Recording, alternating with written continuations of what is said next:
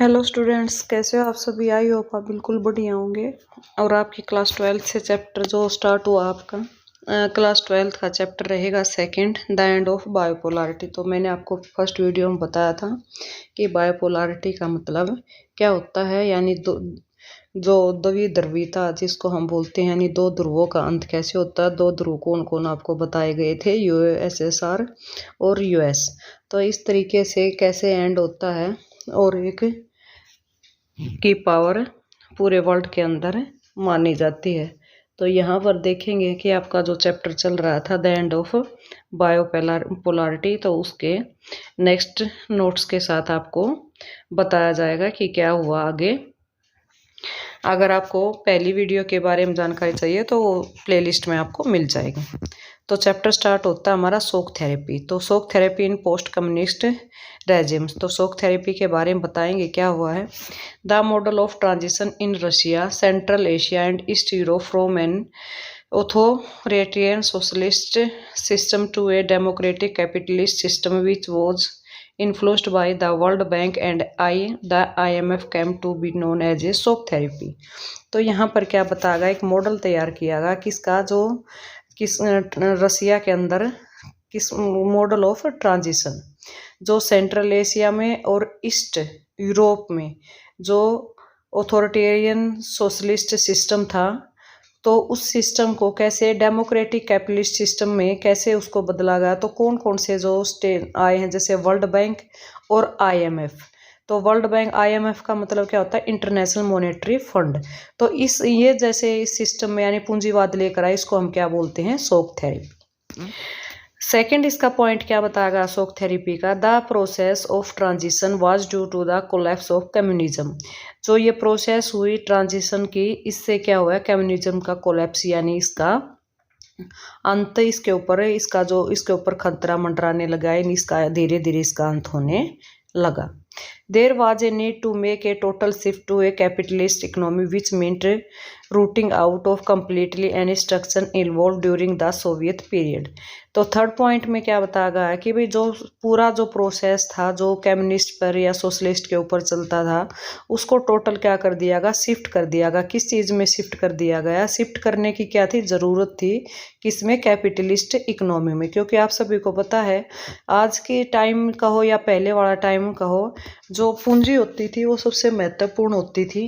तो कोई भी जो स्टेट यानी जो कंट्री होती थी वो कैपिटलिस्ट इकोनॉमी को क्या देती थी, ज़्यादा महत्व देती थी। आउट कंप्लीटली एनी स्ट्रक्चर, और जो कंप्लीटली कोई भी स्ट्रक्चर इसके अंदर इन्वॉल्व होता था जो सोवियत पीरियड के साथ के दौरान चल रहा था।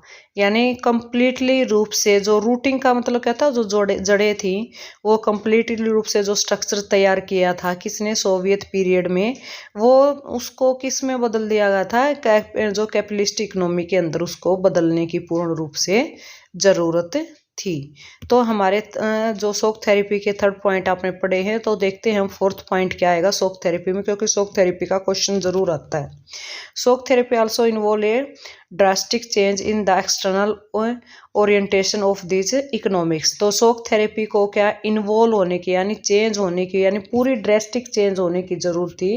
किसके लिए, जो एक्सटर्नल ओरिएंटेशन थी जो इकोनॉमिक्स में, तो कंप्लीट रूप से उसको किसके अंदर चेंज हो, यानी जो इकोनॉमिक्स पावर कैपिटलिस्ट में चेंज होने की पूर्ण रूप से जरूरत थी, इसके अंदर वो इन्वॉल्व होने की उसको कंप्लीटली जरूरत थी। तो इस तरीके से हम क्या देखते हैं कि शॉक थेरेपी भी क्या है, इसमें कैसे चेंज हो गई।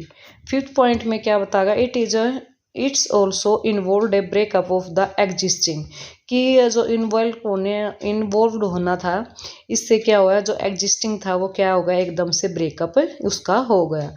Trade alliance among the countries of the Soviet block, जो सोवियत यानी जो ट्रेड अलायंस थे, यानी जो सोवियत यूनियन अपने ट्रेड अलायंस जिस कंट्रीज में उसने अपने फैला रखे थे, धीरे धीरे से वो क्या होना स्टार्ट हो गया, ब्लॉक होना स्टार्ट हो गया। क्योंकि मोस्टली जो कंट्रीज थी वो सोशलिस्ट को छोड़कर किसके पीछे भाग रही थी, वो कैपिटलिस्ट के पीछे भाग रही थी। यानी वो क्या करना चाहते थे, पैसे कमाना चाहते थे। तो ये रही है हमारी 5 पॉइंट के अंदर डिफाइन किया गया कि शॉक थेरेपी क्या थी और शॉक थेरेपी की स्टार्टिंग कहाँ से होती है, कौन कौन इसके अंदर इन्वॉल्व होते हैं। अब देखते हैं इसके परिणाम क्या निकलते हैं, यानी कॉन्सिक्वेंसेस ऑफ शॉक थेरेपी, यानी इसके परिणाम क्या निकले किसके, शॉक थेरेपी के। तो फर्स्ट पॉइंट दिया गया है, the shock therapy brought ruin to the economics and disaster upon the people of the entire of region. तो क्या बताया, शॉक थेरेपी ने यानी जो इकोनॉमिक्स जो पावर्स थी वो धीरे धीरे र्यून होने यानी ख़त्म होने लगी थी। और जो डिजास्टर क्या होते हैं, त्रासदी, यानी लोगों के अंदर इस घटना का यानी इस त्रासदी का धीरे धीरे से उनके मन के अंदर क्या था, डर बैठने लगा था। ये उसके परिणाम थे। सेकेंड क्या बताया है, the value of the Russian currency rouble. तो आपको याद रखनी है रशियन करेंसी का क्या नाम है, rouble. Decline dramatically, people lost all their saving to the high rate of inflation. तो उसकी जो करेंसी थी, जो रूबल करेंसी थी किसकी, रसिया की, वो धीरे धीरे से क्या होने लगी थी, वो गिरने लगी थी। इस तरीके से जो हाई ट्रेड यानी जिन्होंने अपना पैसा लगाया था, जिन जिन लोगों ने अपना पैसा ट्रेड के अंदर लगाया था, जो जो उन्होंने सेविंग की थी, तो वो हाई रेट पर उसका क्या होने लगा था, इन्फ्लेशन होने लगा। इस वजह से भी क्या हो गया, लोग कैपिटलिज्म के पीछे भागने लगे, किसको छोड़ के, सोशलिज्म को छोड़ के। तो शॉक थेरेपी के हम क्या पढ़ रहे हैं, क्या परिणाम क्या हुए, शॉक थेरेपी क्या क्या रिजल्ट निकल कर आया, उसके रिजल्ट क्या रहे हैं, उसके परिणाम क्या रहे हैं। तो फर्स्ट पॉइंट में आपको क्या पढ़ा था कि भाई धीरे धीरे से क्या हो गया था, लोगों के मन में डर बैठ गया था और उनकी इकोनॉमिक पावर जो है ख़त्म होने लगी थी। तो सेकंड आपको बताया कि जो करेंसी थी उसकी पावर जो है गिरने लगी थी, किसकी, रूबल की। थर्ड पॉइंट देखते हैं और क्या होता है इसके अंदर, the government withdrawals are subsided which pushed large section of the people into poverty. The middle classes were pushed to the periphery of society. तो यहाँ पर क्या बताया गया है कि भी जो गवर्नमेंट थी वो जो सबसाइडेड यानी जो लार्ज सेक्शन की तरफ जो लोग थे वो धीरे धीरे से किसके अंदर, पॉवर्टी के अंदर, यानी पॉवर्टी यानी गरीबी के अंदर वो बदलने लगा। यानी लार्ज सेक्शन जो लोगों का था तो धीरे धीरे गवर्नमेंट ने उसको किसकी तरफ धकेल दिया था, पॉवर्टी की तरफ धकेल दिया था। जो मिडिल क्लासेस जो लोग थे वो भी सोसाइटी में अपनी जो उनकी जगह थी वो धीरे धीरे उनकी जगह खत्म होती जा रही थी।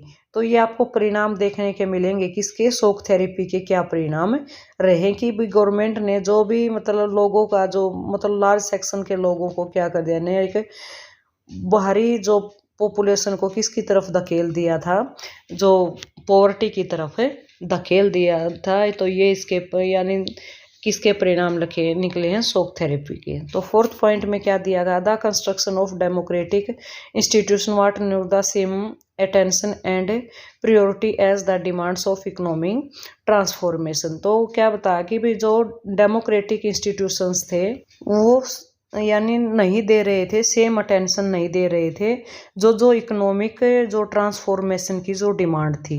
यानी जो डेमोक्रेटिक इंस्टीट्यूशन भी क्या वो अटेंशन में नहीं थे कि इकोनॉमिक जो ट्रांसफॉर्मेशन की डिमांड को कंप्लीट कर सकें।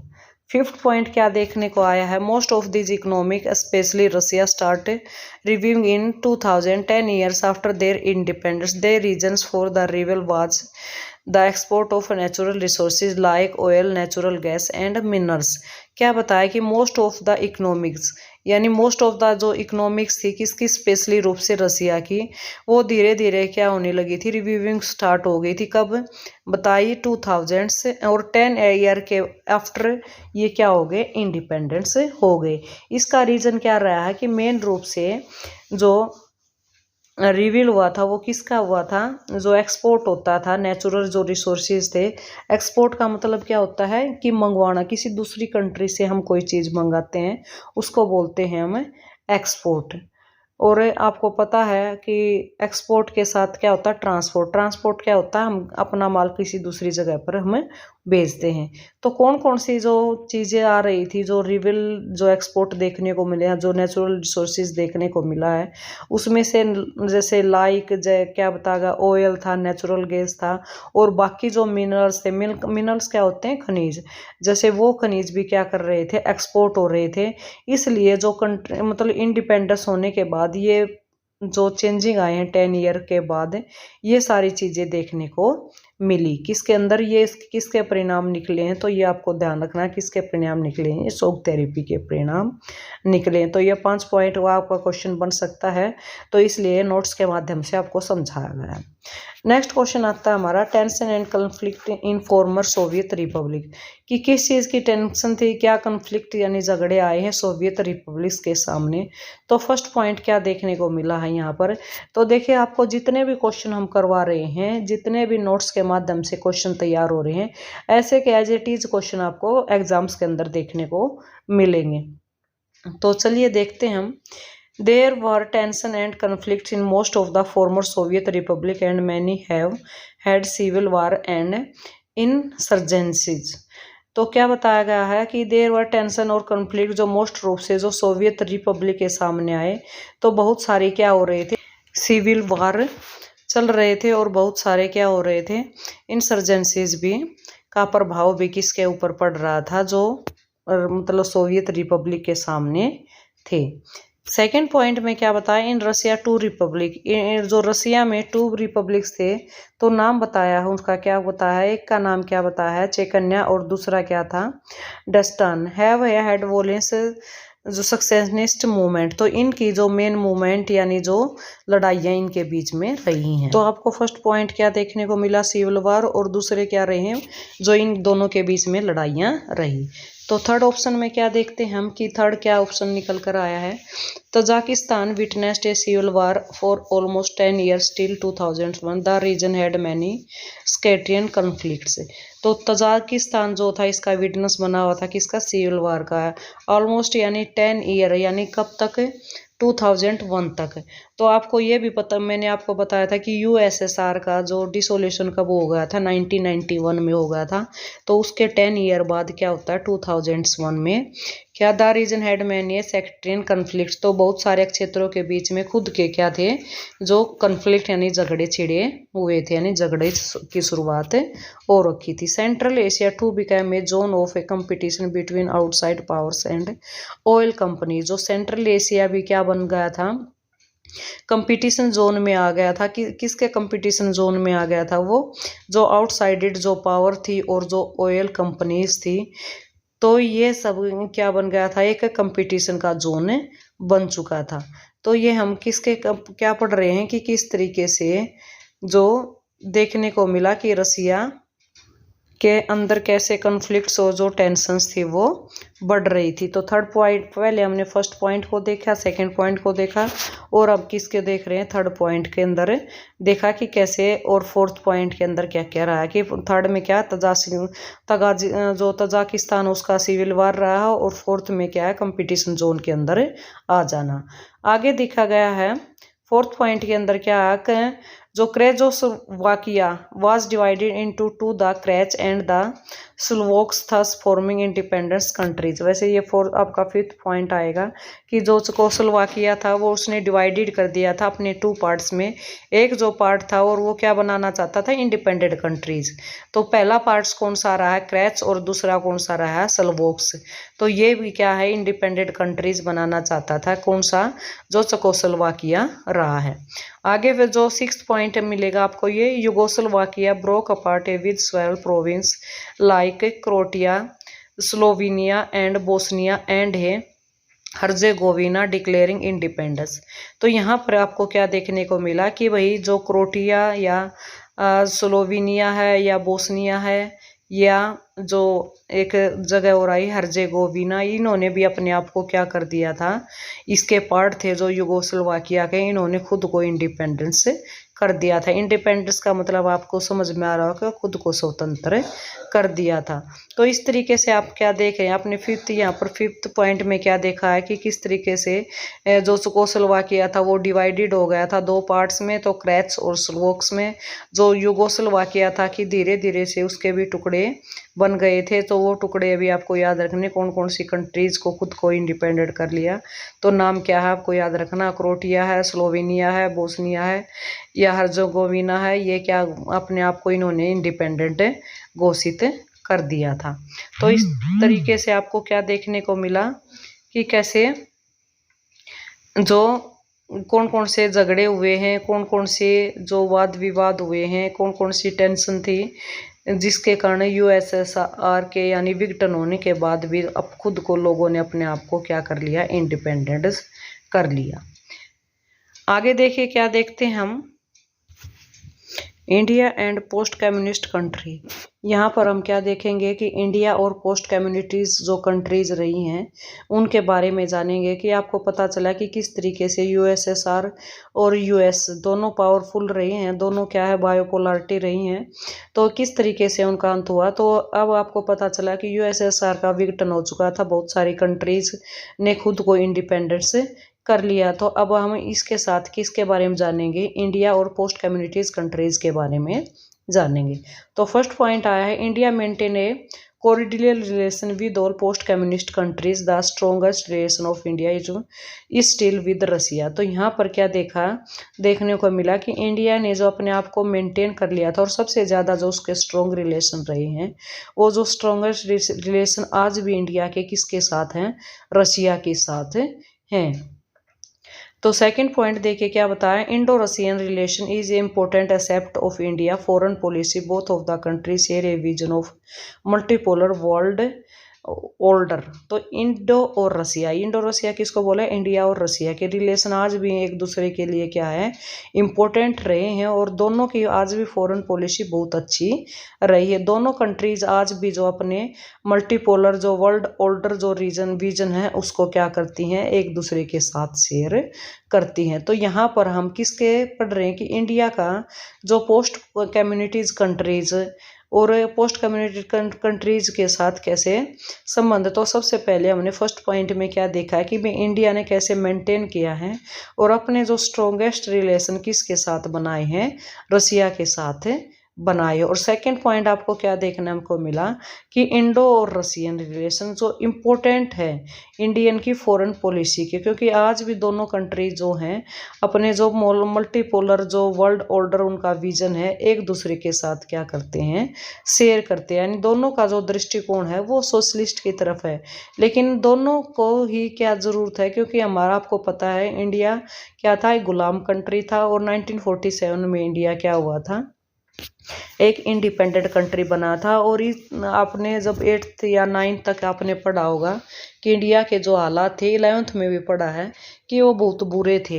किस तरीके से इंडिया ने अपने आप को धीरे धीरे करके उबारा। तो इंडिया को पूंजी की भी ज़रूरत थी और इंडिया को समाज की भी ज़रूरत थी, क्योंकि इंडिया क्या एक बड़ी कंट्री है जिसमें बहुत तरह की सोसाइटी के लोग रहते हैं, बहुत सी भाषाओं के लोग रहते हैं, बहुत सी जातियों के लोग रहते हैं, तो बहुत से धर्मों के लोग रहते हैं। तो इसलिए इंडिया को एक मतलब जो उसकी कम्युनिटी थी इंडिया की वो क्या थी, सोशलिस्ट रही है। लेकिन साथ में देश को आगे बढ़ाने के लिए किसकी ज़रूरत होती है, पूंजी की भी ज़रूरत होती है। तो इसलिए इंडिया ने मिश्रित जो मतलब मिक्स्ड जो इकोनॉमी है उसको अपनाया। उसने सोशलिज्म को भी अपनाया और कैपिटलिज्म को भी अपनाया, ताकि वो अपने देश की धीरे धीरे से क्या कर सके, उन्नति कर सके कि ये जो यहाँ के जो सिटीजन हैं वो सामाजिक रूप से देखे और कैसे उनको जो रोजगार उनको मिले और जो पूंजीवाद को क्या मिले, बढ़ावा मिले। लेकिन आपने दोनों पॉइंटों में ध्यान रखना है कि किस तरीके से इंडिया और रसिया के क्या रहे हैं, अच्छे संबंध रहे हैं। दोनों किस तरीके से एक दूसरे के साथ अपने विजन्स को शेयर करते हैं, कैसे इंडिया की जो रसिया के साथ फॉरेन पॉलिसी अच्छे तरीके से चलती है। तो थर्ड पॉइंट के अंदर हम देखेंगे कि थर्ड पॉइंट में क्या बताया गया है कि इंडिया और रसिया के जो संबंध थे क्या बेनिफिट्स रहे हैं इनसे। India got benefits from Russia और issues like Kashmir and energy supply access to Central Asia, balancing its relation with China. तो थर्ड पॉइंट में क्या मिला है, इंडिया को बेनिफिट्स मिले किससे, रसिया से। क्या रसिया से, क्योंकि जो कश्मीर का मुद्दा चला है, या एनर्जी सप्लाई का मुद्दा चला है, या सेंट्रल एशिया में एक्सेस का, या चाइना के साथ जो रिलेशन बैलेंस का, तो इस सभी में किसने इंडिया की मदद की है? तो रसिया ने किसकी मदद की है? इंडिया की मदद की है। तो फोर्थ पॉइंट देखने को मिलेगा कि फोर्थ पॉइंट में क्या बताया गया है। Russia stands to benefits from this relation because India is the second largest arms market for Russia. Both the countries have collaborated over many scientific projects. तो क्या बताया? रसिया स्टैंड टू बेनिफिट कि India को उसके साथ अपना रिश्ता बनाने के क्या नज़र आ रहे थे? फायदे नज़र, यानी उसको बहुत सारे बेनिफिट्स नज़र आ रहे थे। किसको? रसिया के साथ अपने संबंध रखने में। सेकंड क्या बता गया? इंडिया एक सेकंड लार्जेस्ट आर्म्स है मार्केट किसके साथ? रसिया के साथ। यानी जो लार्जेस्ट आर्म्स में कौन आया? रसिया ने उसका किसका साथ दिया है? इंडिया का।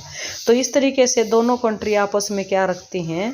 कोलोबोरेट करके रखती हैं। बहुत सारे जो साइंटिफिक प्रोजेक्ट हैं वो एक दूसरे के साथ जुड़ कर क्या करती हैं? तैयार करते हैं। तो यहाँ अपन को देखो हर पॉइंट में आपको क्या देखने को मिला है कि किस तरीके से रसिया ने किसकी मदद की है? इंडिया की मदद की है। और इंडिया को भी किसकी ज़रूरत थी? रसिया की ज़रूरत थी, क्योंकि कश्मीर के मुद्दे को लेकर, या चाइना के साथ रिलेशन को लेकर, या अपने जो रिलेशन सेंट्रल एशिया में कैसे बनाए जाए, तो इस सब में रसिया के साथ मिलकर इंडिया ने अपनी पावर बनाई। तो फोर्थ पॉइंट में भी आपने देखा कि कौन कौन से बेनिफिट्स थे इंडिया को रसिया के साथ रिलेशन रखने में।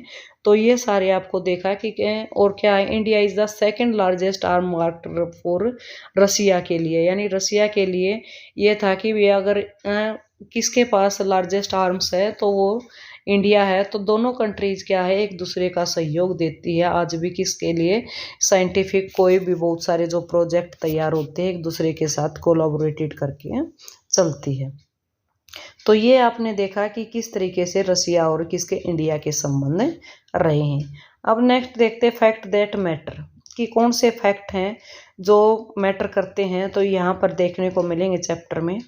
The socialist revolution in Russia in 1917 gave birth to USSR with inspiration of socialism ensure a minimum standard of living for all its citizens, and also the government subsidies basic necessities and productive assets were owned and controlled by the state. तो first step क्या देखने को मिला? यानी first जो रसिया के अंदर जो रिवॉल्यूशन हुई है, रशियन रिवॉल्यूशन, तो वो इन 1917 में हुई है, जिससे यूएसएसआर का जन्म और जो सोशलिज्म को लेकर आया। तो बहुत सारे सिटीजन्स इससे प्रभावित हुए, और ये ज़रूरत भी थी कि इस तरीके से अपने स्टेट के ऊपर कंट्रोल किया जाए सोशलिज्म के माध्यम से। ये बहुत ज़रूरत थी किसमें? रसिया में। तो आपको याद रखने, यूएसएसआर का जन्म रशियन रिवॉल्यूशन के बाद हुआ। रशियन रिवॉल्यूशन कब हुई है? 1917 के अंदर हुई है।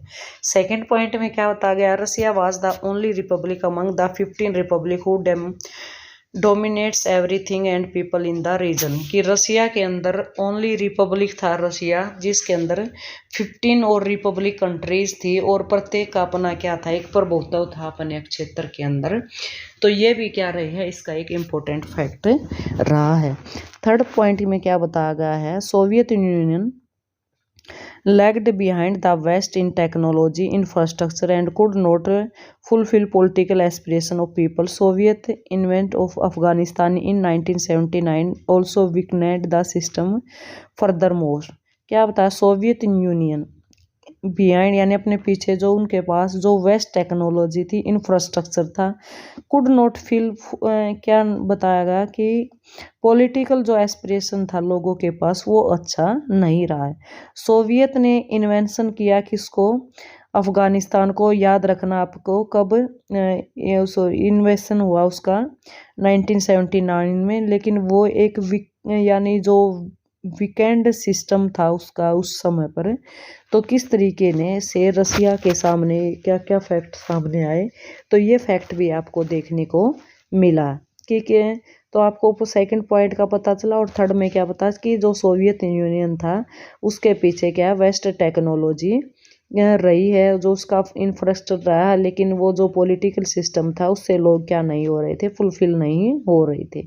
और इस तरीके से सोवियत जो इन्वेंशन थी वो क्या थी, 1971 में अफगानिस्तान था, जिससे धीरे धीरे से जो उसका क्या होता जा रहा था, वीकेंड होता जा रहा। वीकेंड का मतलब यानी जो कमज़ोर शक्ति था, और कैसे उसको मतलब नए सिस्टम के अंदर उसको फर्दर मूव किया। तो ये सेकंड पॉइंट रहा, आपको फर्स्ट पॉइंट रहा, और ये हमारा क्या रहेगा, थर्ड पॉइंट रहेगा, जिसमें बताया जा रहा है कि कौन कौन से इम्पोर्टेंट फैक्ट हैं जो रसिया यानी यूएसएसआर के विघटन के कारण बने, और क्या क्या नई चीज़ें देखने को मिली हैं। तो नेक्स्ट देखते हैं हमारा जो पॉइंट आता है। तो फोर्थ पॉइंट क्या रहा हमारा फैक्ट का, Michael Gorbachev, general secretary of communist party of Soviet union in 1985, entered the policies of economic and political reform to democratic the system, which were opposed by leaders within the communist party and contradictory view of people. तो यहाँ पर आपको याद रखना कि fourth fact क्या रहा है कि जो माइकल गोर्बाचेव था वो जनरल सेक्रेटरी रहा है कम्युनिस्ट पार्टी और सोवियत यूनियन का। तो ये क्वेश्चन भी वन वर्ड में भी आ सकता है कि वो माइकल गोर्बाचेव कौन था। तो आपको याद रखना जनरल सेक्रेटरी था, कौन सी पार्टी का था, तो कम्युनिस्ट पार्टी का था। कहाँ पर था, तो सोवियत यूनियन में। तो कब था, तो 1985 में। तो उसकी जो पॉलिसी थी वो किसकी, इकोनॉमिक और जो पॉलिटिकल सुधार करने की जो उसकी जो डेमोक्रेटिक सिस्टम की जो पॉलिसीज थी वो आपको पता वो ज़्यादातर तो क्या नहीं रही थी, सफल नहीं रही थी। इसके जो अपोज जो लीडर थे जो कम्युनिस्ट पार्टी के थे, या जो लोगों का जो व्यू था, जो कंट्राडिक्टरी जो व्यू थे, वो कैसे किसके खिलाफ थे, वो माइकल गोर्बाचेव के खिलाफ थे। तो ये फोर्थ फैक्ट भी देखने को मिला है कि जो गोर्बाचेव ने क्या क्या कार्य किए, तो उसने कौन कौन से सुधार करने की कोशिश की, लेकिन वो सफल नहीं हुआ। तो उसके अपोजिट में कौन लीडर थे, जो अपोजिट लीडर कौन थे, जो कम्युनिस्ट पार्टी के अपोजिट जो लीडर रहे हैं, या जो लोगों के जो व्यू रहे हैं, वो गोर्बाचेव के प्रति अच्छे नहीं रहे हैं। तो ये हमारा क्या रहा, फोर्थ पॉइंट रहा फैक्ट के माध्यम से। तो नेक्स्ट पॉइंट और देखते हैं हम कि हमारा क्या फैक्ट और रहता है कि जिससे जो यूएसएसआर के विघटन के बाद क्या क्या चीज़ें देखने को मिली है।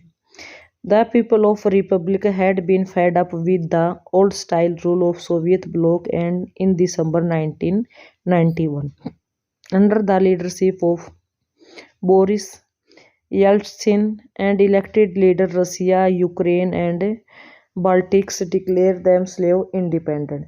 तो फिफ्थ रीजन क्या आपको फैक्ट देखने को मिला है कि भी जो रिपब्लिक हेड रहे हैं उन्होंने ओल्ड साइड जो स्टाइल रूल था सोवियत ब्लॉक का दिसंबर 1991 में 1991 में आपको पता है क्या हो गया था, जो रिसोल्यूशन हो गया था, यानी उसका विघटन हो गया था यूएसएसआर का। तो जो लोगों का स्टाइल था रिपब्लिक के प्रति वो उनको क्या लगने लगा था, ओल्ड स्टाइल लगने लगा था। इसलिए लोग क्या कर रहे थे, पूंजीवाद की तरफ बढ़ रहे थे। अंडर द रिलेशनशिप ऑफ, तो किस किस के रिलेशनशिप में, जो बोरिस याल्त्सिन रहे हैं या इलेक्टेड लीडर थे जो, तो आपको याद रखना है क्या नाम बताया, बोरिस, जो बोरिस येल्टसिन, जो येल्टसिन थे, बोरिस येल्टसिन, वो एक इलेक्टेड लीडर थे। उनके बाद जिनकी लीडरशिप रही है, और रसिया, यूक्रेन और जो बाल्टिक्स था, इन्होंने खुद को क्या कर दिया था, इंडिपेंडेंट घोषित कर लिया था, यानी यूएसएसआर से खुद से अलग कर लिया था। तो ये थे स्टूडेंट हमारे जो 5 पॉइंट रहे हैं फैक्ट्स के। इससे आगे हमारे फैक्ट्स तो बहुत सारे हैं, वो आपको नेक्स्ट वीडियो में लाएंगे, क्योंकि वीडियो अगर ज़्यादा लंबे हो जाते हैं तो बच्चे अपने आप को यानी ये मानते कि हम बोर हो चुके हैं चैप्टर को पढ़ते पढ़ते। तो ये हमारे 5 जो फैक्ट रहे हैं इम्पोर्टेंट। वैसे फैक्ट हमने 14 या 13 के करीब लिए हैं। ये इनमें से आपको कम से कम 8 से 10 फैक्ट लिखने होते हैं अगर क्वेश्चन आ जाता है। तो आपको 5 फैक्ट बता दिए गए हैं। इससे आगे के नेक्स्ट वीडियो मिलेंगे, तब तक के लिए आप सभी को बहुत बहुत धन्यवाद। अगर आपको वीडियो पसंद आती है तो आप जाते जाते वीडियो को लाइक करें और चैनल को सब्सक्राइब करें। अगर फिर भी आपका कोई डाउट रहता है, कोई आपको चैप्टर समझ में नहीं आता या कोई और चीज़ आपको चाहिए, तो आप कमेंट करके बता सकते हैं। ताकि हम आपके हर प्रश्नों का उत्तर दे सके, हर क्वेश्चनिंग जो आपने की आपके डाउट क्लियर कर सकें, जो जो आप चाहते हैं उससे रिलेटेड आपकी वीडियो डाल सकें।